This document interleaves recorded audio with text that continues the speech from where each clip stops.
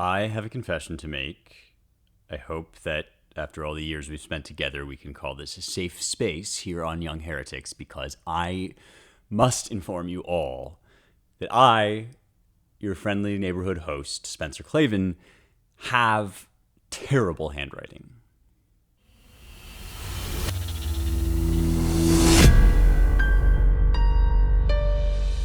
I want to tell you about something else I'm doing that is, in my opinion, really, really cool. I will be teaching a course this year, this fall semester, at New College, Florida. And it's available, it's an online course, and it's available to people that are not enrolled. You don't have to be a student at New College in order to take this course. It's a survey course on Greek literature, so beginning with the Odyssey and the Iliad, and then moving forward through the tragedies, all the stuff that we've been talking about for the last who knows how many weeks on the show. If you would like an opportunity to get some one-on-one, or rather not one-on-one because there will be multiple students and it is a seminar class, but some FaceTime with me and chat about it, talk about it in a college level course setting, you Young Heretics listeners are invited to be in this course. It's a pretty quick turnaround because we start on August 26th and we'll go on Mondays and Fridays in the afternoons. All the details can be found at a link which I will drop in the description of this show. It's ncf.edu/youngheretics to sign up for this course. It's not free. You do have to pay enrollment fees, which are larger for those out of state than those in state,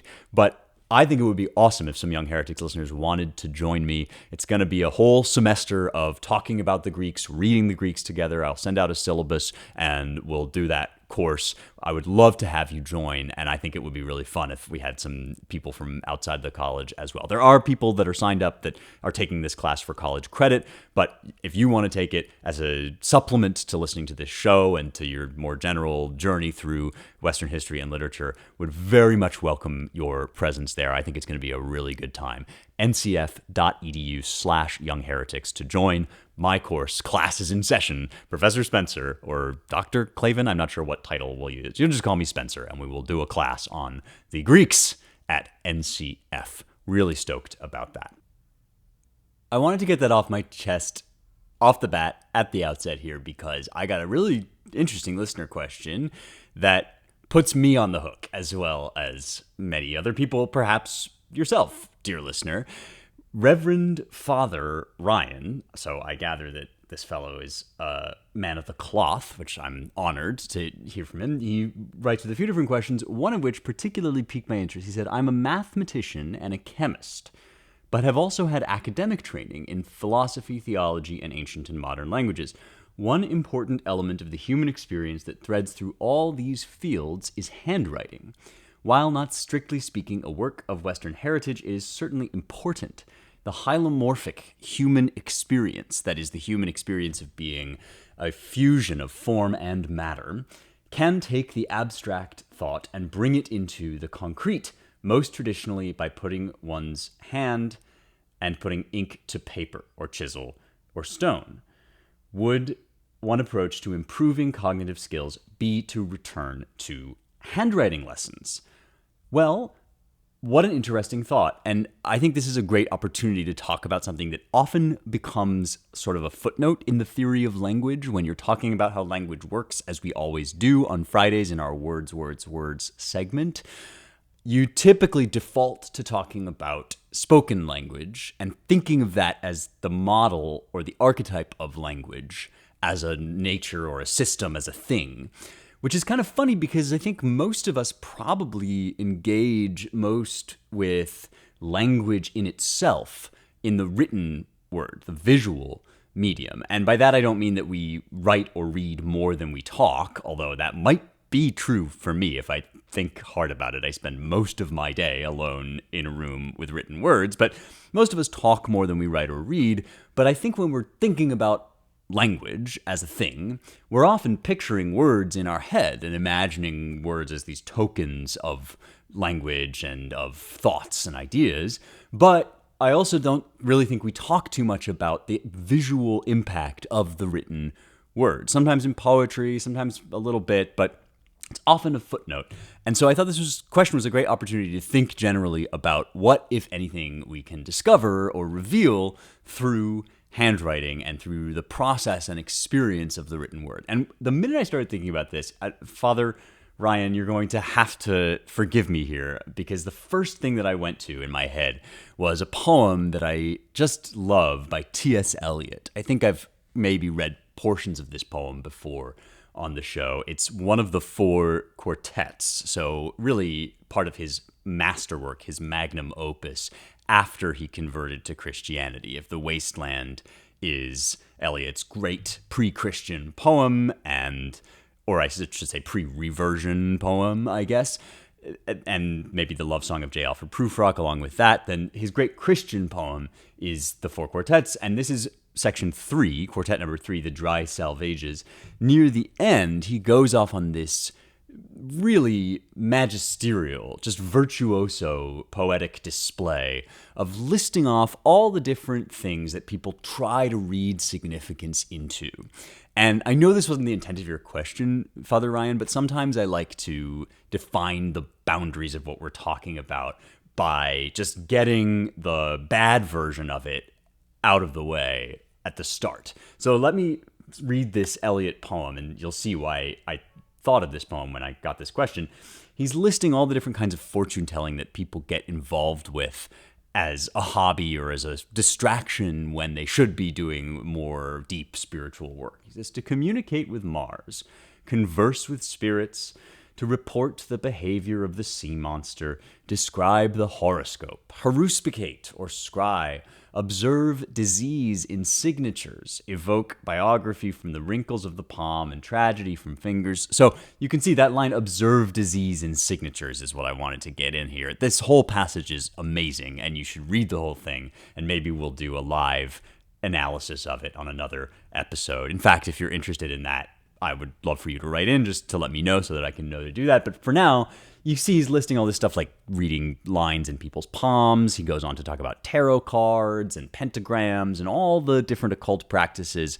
And interestingly, he starts with the oldest one, which is watching the heavens and thinking about the stars and astrology, and then leads all the way down to like Freudian dream analysis, which is kind of funny that he thinks of that as a similar sort of practice, trying to discern hidden meaning in the dark occult places of the world. Thing that we do or say is clothing for an inward grace, for an inward reality, and appropriate interpretation, appropriate translation, appropriate understanding of things generally consists in finding the right pathways, the right way to draw these connections.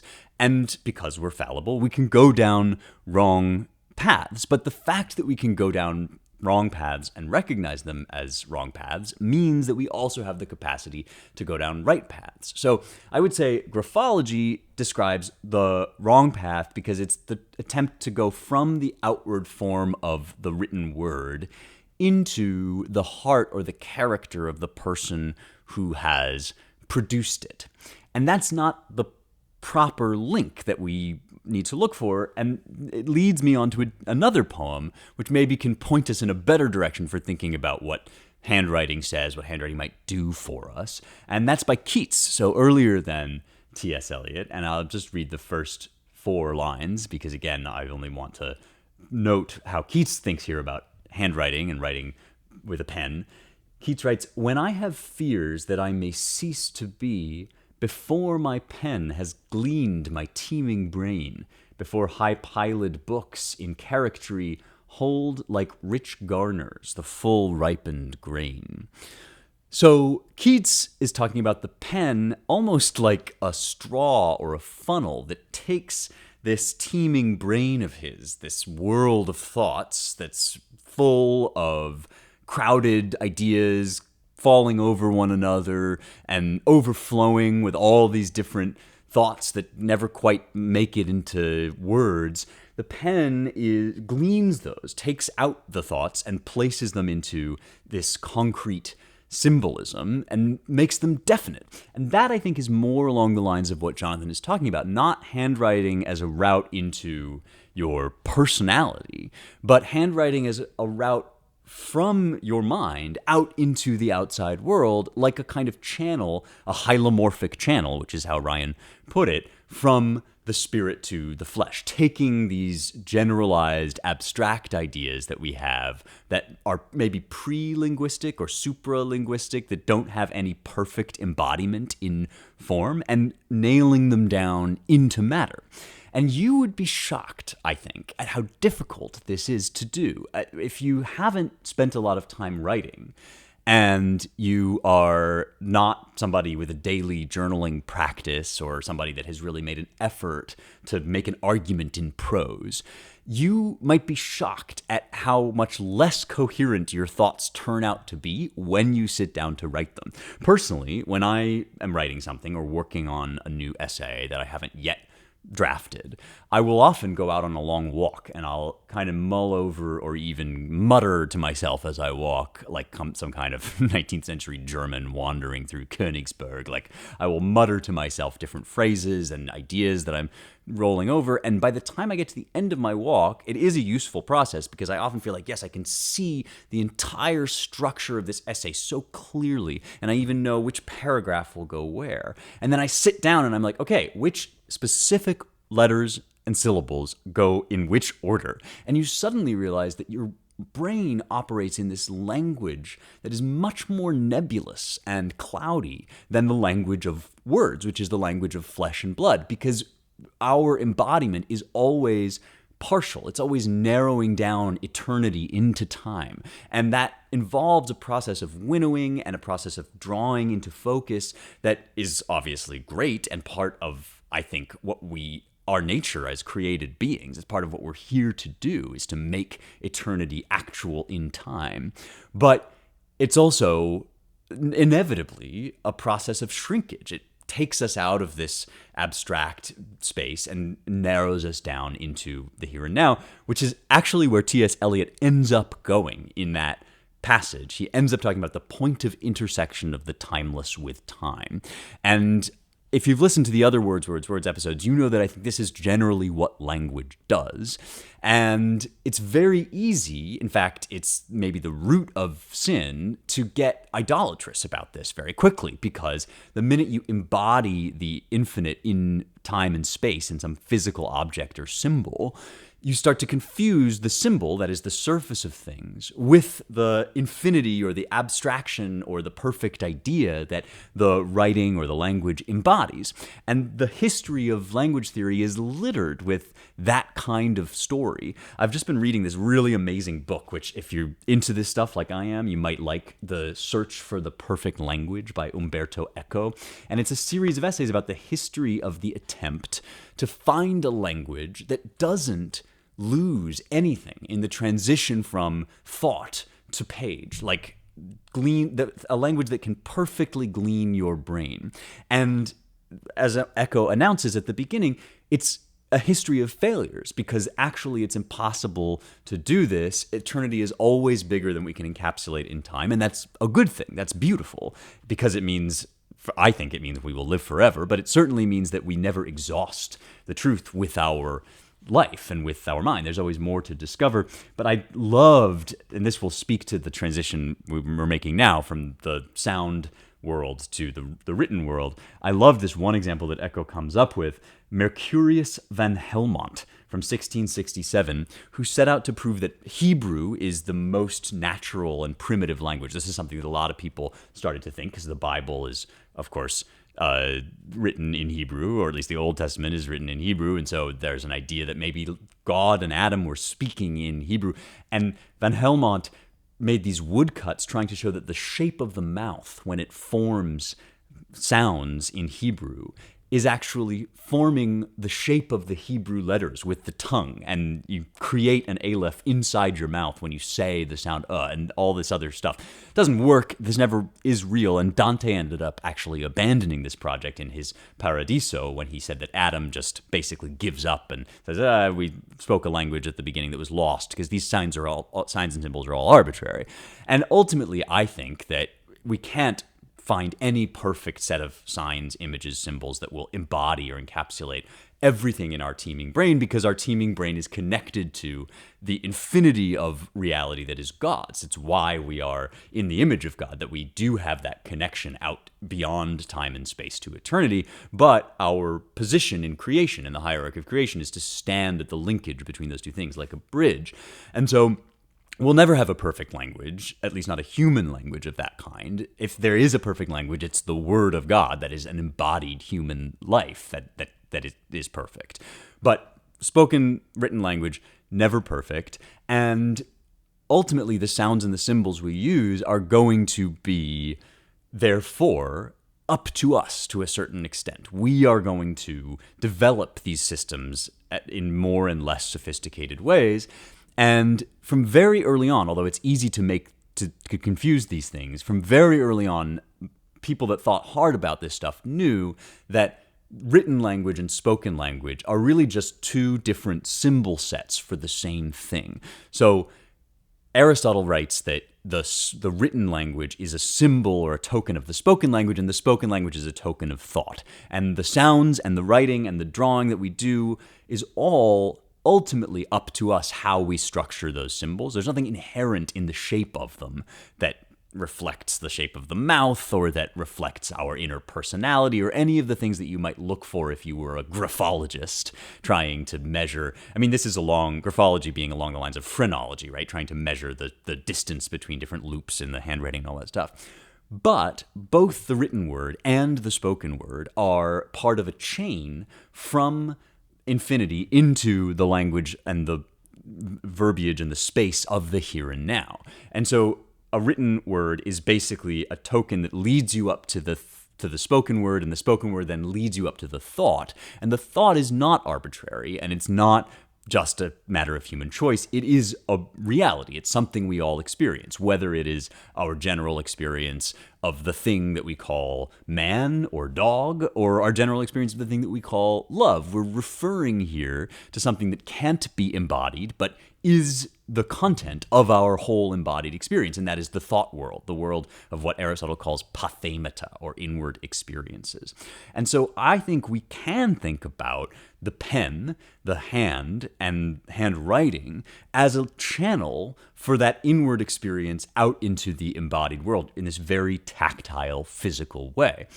And there is some evidence to suggest, unlike the lack of evidence for an inward science of the personality revealed by handwriting, there is some evidence to suggest that writing by hand makes these connections between mind and physical world more firmly, especially in young people, than typing on a computer.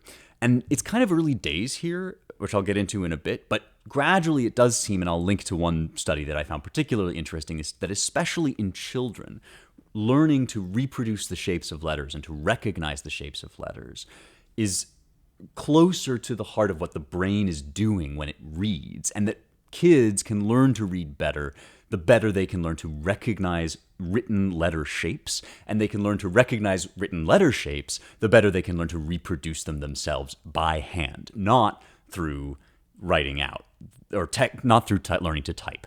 And so, Jonathan, I do think that, this is probably one of those things that should stay in our repertoire from the old world, even as we adopt these new skills in the new world. My feeling about this stuff is always yes and. If there's stuff that was essential to what we were doing, we should keep it before we move on to teaching kids, for example, how to type and stuff. And I'm not a purist about this. I'm very grateful I learned to type well and quickly when I was a kid in school. But I also did have handwriting lessons, and I was forced, especially in England as a grade school student, to drill the shapes of the letters. And there's something that we almost never think about that Father Ryan is inviting us here to think about, which is that there's a radically different process involved in typing than in writing out by hand, because when you write by hand, you trace with your physical body the shape of the letters, and so you internalize the thing itself and make it second nature to recognize that shape. It's like a little bit monkey see, monkey do, or we talk about mirror neurons, that if you do something, if you put something into your own bodily action, then you are more able to recognize when somebody else does it. And the Japanese proverb version of this is, I hear and I forget, I see and I remember, I do and I learn. Or there are different versions of that. But the basic idea is that the more you do, the more you internalize what's going on in other people's activity as well. And so you become a better reader, and you also become a better communicator, I think, when you are involving your body in not just the activity, because you are involving your body when you type as well, but in the shape, the physicality of the thing itself. When you're tracing the letters with your hand, you are actually, in some ways, embodying or getting into your body the shape of the symbols that we use. And the point of that is not, in my opinion, to have the most beautiful Instagram-ready calligraphy, although that's a fine art and I don't want to sniff at it. But the point is not to produce the shapes so perfectly. The point is to solidify in your soul the connection between the shape and the inner thought. And that connection is what we establish when we teach kids how to read. Again, not because the sounds or the shapes are so special, although we might have a natural affection for our native language and our way of writing it and all that stuff, but instead because the connection itself, whatever it is, once you've decided in your culture on the sounds and symbols that stand in for these or those thoughts, it's really important that everybody in that community be trained from very early on to instinctively and reflexively associate those shapes with those inner thoughts, because we have no other access to them. And this is why grammar and handwriting and basic sort of grammatike, that is the study of the shape and the forms of language, is such an important thing to drill kids in. Again, not because I love to correct people's grammar or because it's so much fun to be a snooty stickler about the different commas and stuff. I am a nerd, I will confess, and I do like thinking about those things, but mostly I love it because it is a chain. It's a channel into the thought world and into the soul. So yeah, I suspect that when you are training to write by hand, you are training to firm up those connections between the symbol and the symbolized in a way that will serve you forever and will make you a better reader and a better thinker and make you better at that process I described that can be so daunting of trying to pull down these threads from the outside and put them into the world so that people can connect with them and understand them. And as I've often said in these episodes, the point of all this is to make you better at using the tool that you use every day, namely communicating. I think when I talk about this stuff sometimes about the pensive or the pensive, I'm not sure how J.K. Rowling wants you to say it, but there's this magical device in Harry Potter that allows you to take memories and replay them in a bowl of liquid. But the way you do it is you take your wand and you sort of draw out this thread from your head and you plop it into this bowl, and the bowl magically reincarnates it. But to me, that's kind of a perfect metaphor for writing. It's like somewhere in your head, there's a twisted tangle cloud of strands that all sort of float together and get muddled. And then your wand or your pen or your typewriter or your computer is the tool that you use to like siphon that out and put it into the world so that other people can see and experience it. As I was thinking about all of this, I started to realize that we have been through a sea change in this technology that is of epochal significance, and we almost never talk about it because we treat the written word as a sort of footnote or afterthought to the spoken word. And because it is, in fact, a secondary symbol, it's a symbol of this primary activity of language making that we do first with our mouths and with our ears. But the symbol is our best technology for getting it across. The written symbol is our best technology for getting this language across. And it is a process of translation because there's no natural, hard and fast, nailed down relationship between the written word and the spoken word. There's just an arbitrary, conventional relationship that we have to learn and internalize. So this is our best technology, and we've been training to do it in one way for like more than 2,000 years. Ryan mentions the stylus and the chisel and all of these different forms of basically handwriting, of taking some implement that you use to scratch out the shape of letters onto a page or onto paper or whatever. And it was usually a pretty limited skill that only a select group of people could know and learn. But even as it broadened out into the general public, they were still writing by hand. And when print came along, it's not like the invention of the printing press created a situation where people learned to write by setting up a printing press. They still learned to write the way they always had, by learning their letters and writing them out in this very tactile way. And so the invention of the typewriter and then the replacement of it with the computer has totally upended, not just like, forget the internet age for a second, which is its own thing. And I think of that as kind of a next step in the transition from the page to TV and on into the computer. But the transition to the keyboard is a transition that goes way, way further back and upends hundreds and hundreds, thousands and thousands of years of human technology. So it would be insane, cuckoo bananas, if there weren't some kind of consequence for that. So yes, I suspect that we probably need to think more carefully about how to move into that transition without losing our natural connection to the written word, because of course we can see all around this is not an original observation or a big news bomb for you. Like, you can see that people are losing their connection to the written word. And I hadn't thought previously, before answering this question, about some of the ways in which that might be related to the sea change that we've gone through of thousands of years of writing by hand into this other process where the connection between your thought and the physical symbol no longer involves an intermediary stage where your body traces the shape of the letter. The shape of the letter becomes kind of a pure abstraction, unrelated to the action of hitting the key, except in the sense that you read the letter on the keyboard. So my guess is that for all the other reasons that reading comprehension is declining, this might be one of them. What to do about it? Well, as I mentioned before, for me, the instinct is always to move forward into the future, carrying with you all the best results of the past. And you know who's really good at doing this, actually, is scientists. When you think about what typically gets called scientific revolutions or revolutions in science, in the modern layman's terms, we tend to describe this as a process of just upending everything that went before and replacing it with something totally new. And some of this we owe to Thomas Kuhn, who's a very influential philosopher of science. And you think of Aristotle's physics getting totally upended and replaced with Newtonian science, or Newton getting totally upended and replaced by Einstein and then quantum physics. But if you've listened to my episodes on science, I think it's much more that the kind of footnotes of the old system get incorporated into the new system, and the new system then explains the results of the old system as one part of a larger system that explains other stuff. And as that system starts to break down and we reach the limits of it, you then take the fruits of that older system and you incorporate that into a new system that explains yet more observations.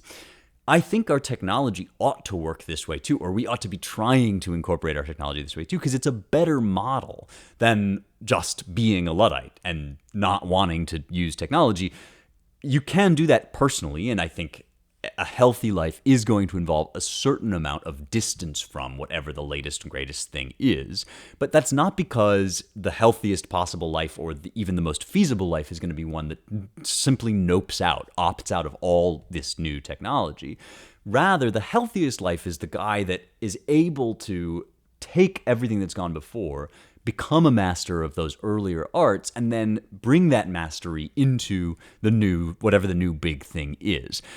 If you read the way, for example, people talked about Leonardo da Vinci in his time, it kind of sounded like he was like this. He learned, he was the great Renaissance man, the classic Renaissance man, and he learned like a smattering of, or even maybe a mastery of, all the different skills before moving on to innovation in the areas where he was most innovative. And I think that's kind of the way here. Like, if I were designing an elementary school course, I probably would have kids write by hand for the first few years, and then I would have them keep writing by hand for half an hour a day while we learn to type. Because you do still, in the modern day, need to be a fast typist, and that is another way that you can glean your teeming brain. I mean, I'm very grateful, again, that my thoughts translate almost directly onto the page. But I'm wondering now whether that process, when I sit down to type and my thoughts feel like they're just coming out through my hands into the keyboard, I wonder whether I got good at that because I had been trained in the older arts of the written word first. And now, I can do this with like a keyboard or with a video game controller even. If you play a lot of video games, you know the feeling of kind of thinking into the character through the controller. That is the ideal, and I think we probably need kids to be able to have that skill. But again, the question is always why? Why do you want that skill? Well, you want it because of what Father Ryan said in his opening, which is that we want to be living up to our calling as hylomorphic beings. You want to have every available channel out of which your inner thoughts can come into the physical embodied world. And the route that's been taking for ever and ever is writing by hand. So it stands to reason that we could probably think a lot more about how we do this. In my own life, I do write things by hand, specifically if I'm writing personal reflections, journaling. I always write those by hand. Often I will write notes by hand, and I try to write notes by hand as much as I can, including I have a little Kindle stylus thing that I use.